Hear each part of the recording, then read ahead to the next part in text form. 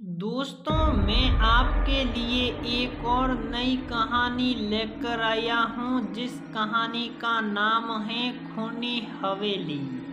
एक हवेली थी संदनगढ़ में। खूनी हवेली के नाम से सब जानते थे। गांव में सबको पता था कि वहाँ भूतों का डेरा है, इसलिए वहां आसपास भी कोई नहीं जाता था। भेड़ बकरियां चराने वाले भी उसके पास नहीं भटकते थे।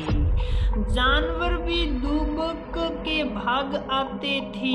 इस हवेली में एक बहुत ही जालिम शिकारी रहता था। वो जानवरों का शिकार करते करते कभी इंसानों को भी मार देता और जानवरों ने शिकार की ऐसी खबर फैला देता।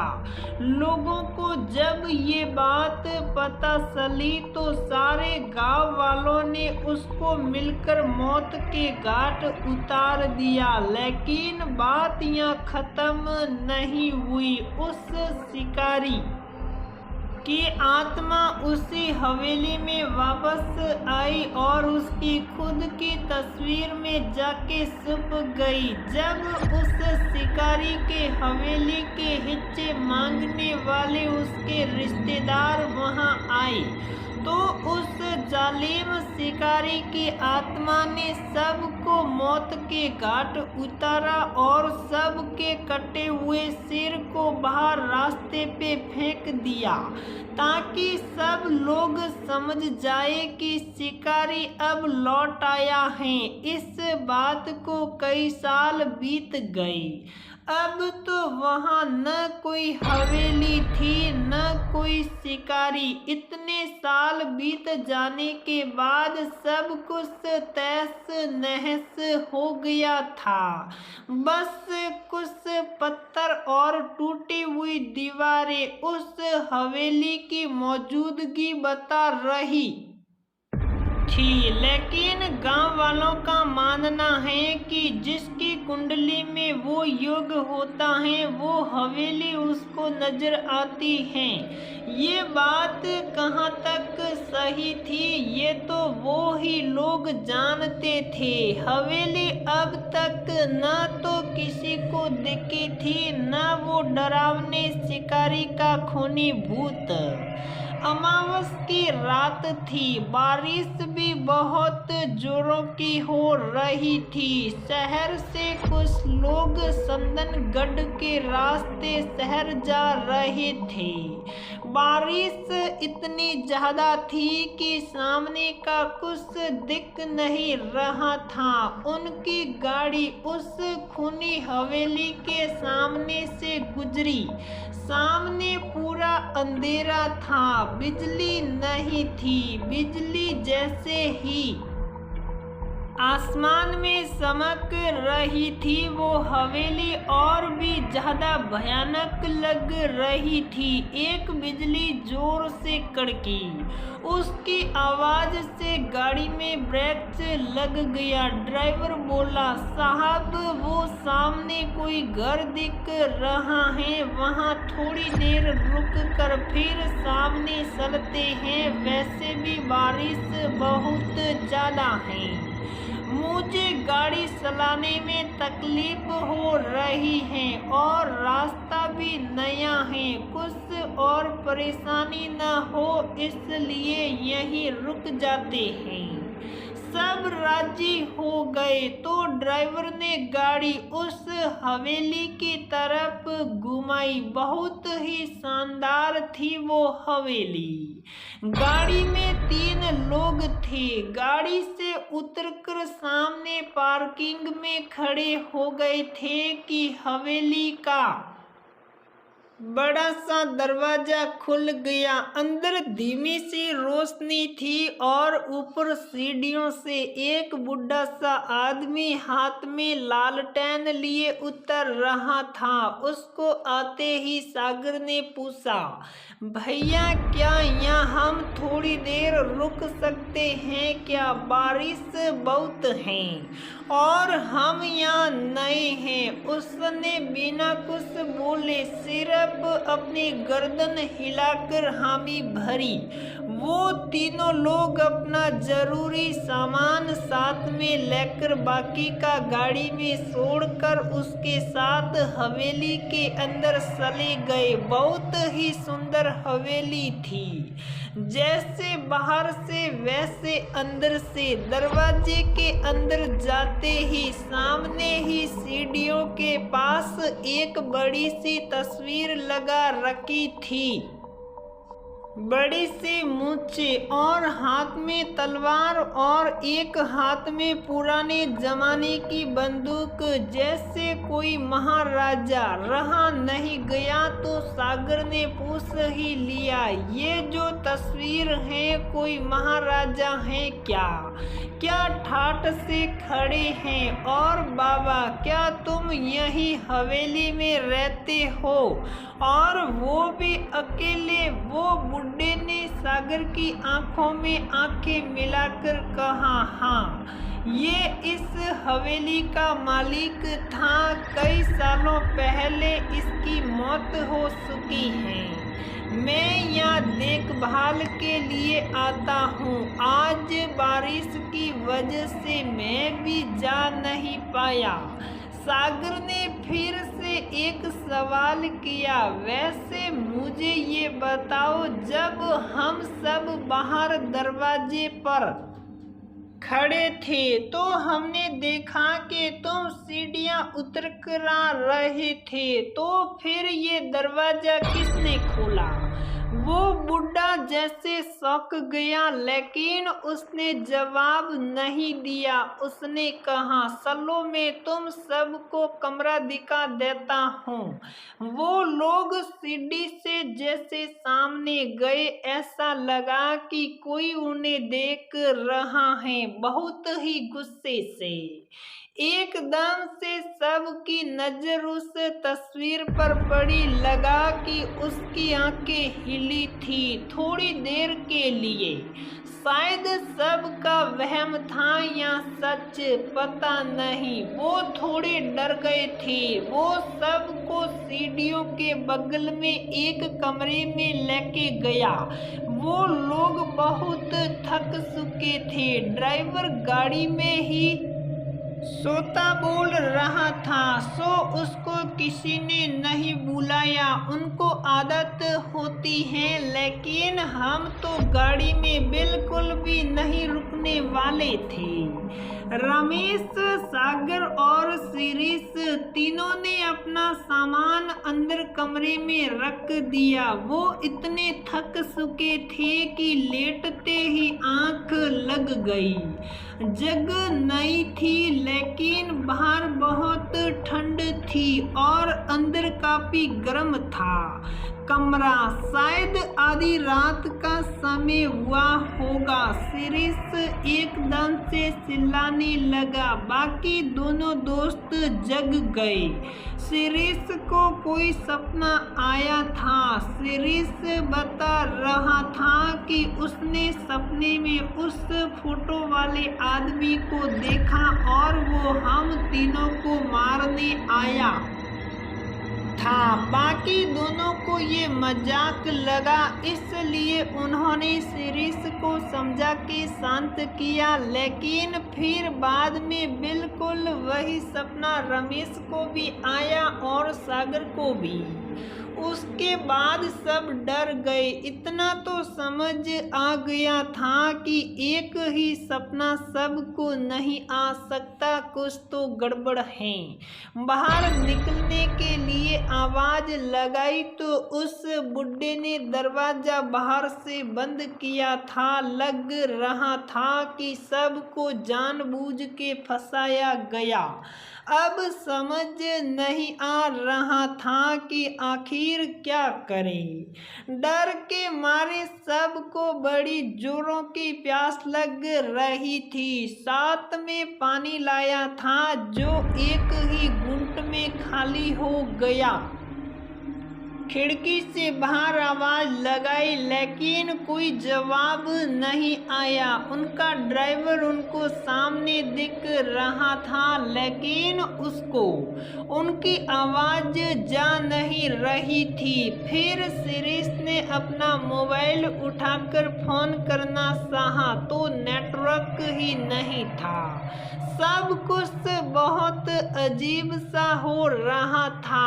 अब उनके साथ आगे क्या होने वाला था ये कोई नहीं जानता था, लेकिन वो किसी बुरी जगह फंस चुके थे ये समझ आ गया था। पूरा एक दिन और रात बीत जाने के बाद उनके रूम का दरवाजा खुलता है। बाहर पूरा सन्नाटा फैला था। जो बुड्ढा उनको मिला था उसके भी कोई पता नहीं था। तीनों दोस्त पागलों की तरह सारी हवेली छानने लगे, लेकिन बाहर जाने का कोई दरवाजा था न कोई खिड़की। सब लोग ऊपर चले गए वहां से कूदने का सोचा, लेकिन इतना ऊंचा था कि हिम्मत नहीं हो पाई। ये सब क्या हुआ यह सोच के वो आपस में झगड़ने लगे। बाद में सभी नीचे आ गए। सबको बहुत प्यास लगी थी। नल था लेकिन उसमें पानी नहीं आ रहा था। सब जगह देखा, न खाने का कुछ था न पानी। अब सब थक के एक जगह बैठ जाते हैं, क्या करें यही सोच के खुद पागलों जैसे बर्ताव करने लगते हैं। शाम होने लगती है और उस हवेली के अंदर एक शैतानी माहौल बनना चालू हो जाता है। तभी तीनों दोस्त आपस में लड़ने लगते हैं। उनका रात का फेंका हुआ सड़ा हुआ खाना ढूंढ के खाने लगते हैं। रात बीत जाती है, सवेरा होता है।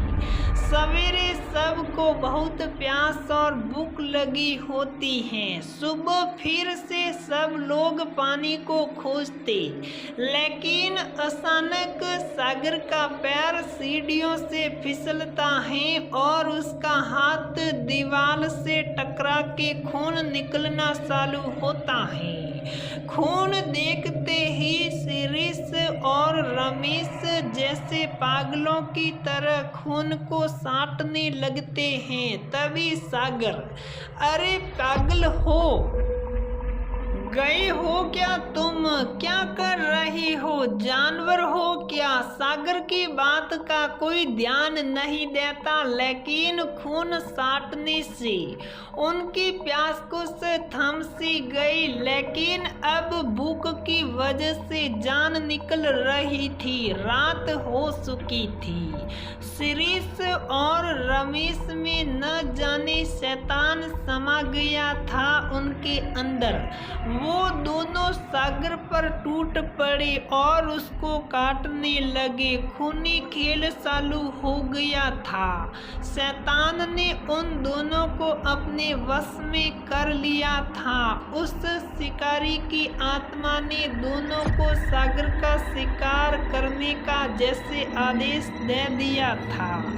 वो उसको काट रहे थे और खून को पी रहे थे। सागर की जान बसी ही कितनी थी। इतने दिन का भूखा दोनों से बच नहीं पाया। सागर की मौत हो गई। शिरीष और रमेश अब उसके पास बैठ के उसका मांस खाने लगे, जैसे कोई भेड़िया मरे हुए जानवर का मांस नोच रहा हो। वो मंजर बहुत ही डरावना दिख रहा था। खून पीना और मांस खाके वो दोनों आदमखोर बन चुके थे।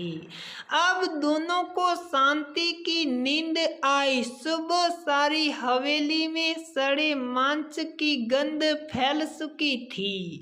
सुबह उठकर फिर से दोनों ने सागर की लाश में से खाना चालू किया, जैसे उनके अंदर का इंसान मर चुका था। रात होते होते अब उस लाश में कीड़े घूमने लगे थे। अब वो शिरीष और रमेश बगल के कमरे में जाके सो गए, लेकिन प्यास और भूख उनका पीछा कहाँ छोड़ने वाली थी। अब दोनों एक दूसरे का शिकार करने की सोचने लगे। रमेश ने चालाकी से दरवाजे के बाहर खड़ा रहकर पीछे से शिरीष के ऊपर वार किया। शिरीष का सिर किसी नारियल की तरह फट चुका था और जमीन पे खून ही खून था। रमेश जानवरों की तरह कभी फर्श साटता तो कभी शिरीष की लाश का मांस खाता। हैवानियत अपने शर्म पर थी। शैतान उसके ऊपर हावी हो चुका था। शैतान ने रमेश को कोई सोचने का मौका नहीं दिया। वो अपनी भूख मिटा के अब आराम करने लगा। सुबह होने वाली थी। पहले किरण हवेली के अंदर पहुंची और दरवाजा खुल गया। हवेली का कर जैसे सालों से बंद पड़ा था। रमेश अब ठीक से चल नहीं पा रहा था। बाहर निकलकर देखा तो बारिश रुक चुकी थी। उसने उनकी गाड़ी देखी, वहां तक जैसे तैसे चल कर गया। दरवाजे पे जोर से हाथ मारा। ए ड्राइवर, ड्राइवर हड़बड़ा के उठता है। जजी साहब दरवाजा खोल के बाहर आता है। वो रमेश को उठा के गाड़ी में बिठाता है। साहब बाकी लोग कहाँ हैं? ड्राइवर ने रमेश से पूछा। रमेश रोने लगता है। वो दोनों उस हवेली में, और जैसे ही गाड़ी की खिड़की से बाहर देखता है पूरा शौक जाता है। वहाँ कोई हवेली नहीं थी, सिर्फ कुछ टूटी हुई दीवारें थी और मिट्टी के ढेर थे। सब कुछ समझ के परे था। खुद पागलों जैसे महसूस करने लगा था रमेश। तभी हम लोग यहाँ इतने दिन से फंसे थे उस हवेली में। तूने हमको ढूंढा क्यों नहीं ड्राइवर? शंकर शिला के ड्राइवर पे सड़ने लगा। साहब हम सब कल रात को ही तो यहाँ आए थे, सिर्फ बारिश के लिए रुके थे। ड्राइवर डर के बोल रहा था। अब मानो शंकर का खून सूख गया। उसके साथ पिछले 4 दिन से जो हो रहा था वो क्या था? सपना या कोई सल्लावा? हवेली गायब और उसके दोनों दोस्त का क्या हुआ था वो तो बस शंकर ही जानता था। वो बर्फ की तरह एक जगह जम गया, हिल भी नहीं रहा था। ड्राइवर ने जरा डर के शंकर को हाथ लगाया। साहब शंकर गाड़ी की सीट पे ही गिर जाता है। वो सदमा सहन नहीं कर पाता और उसकी मौत हो जाती है। उस हवेली में क्या हुआ था, उनके साथ क्या हुआ, दोस्त कहाँ गए, किसी को कोई पता नहीं चला। ये सारे राज शंकर की मौत के साथ ही दफन हो चुके थे। तो दोस्तों अगर आपको हमारी भूत या डरावनी कहानियाँ पसंद आती हैं तो कहानी को लाइक करें, और अगर आपको ऐसी की ऐसी और नई नई कहानियाँ सुनना पसंद हैं तो आप हमें कमेंट में आकर ज़रूर बताएं, ताकि हम और भी आपके लिए इस प्रकार की नई नई कहानियाँ अपलोड कर सकें।